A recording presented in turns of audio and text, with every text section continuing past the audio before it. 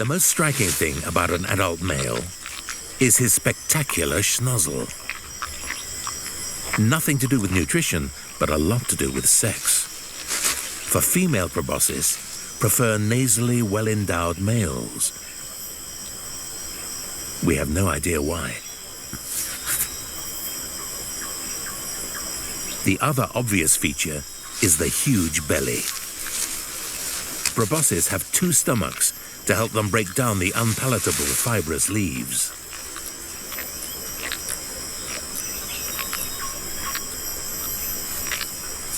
The reason that some mangrove leaves taste bad is that they're full of salt water that would kill other plants.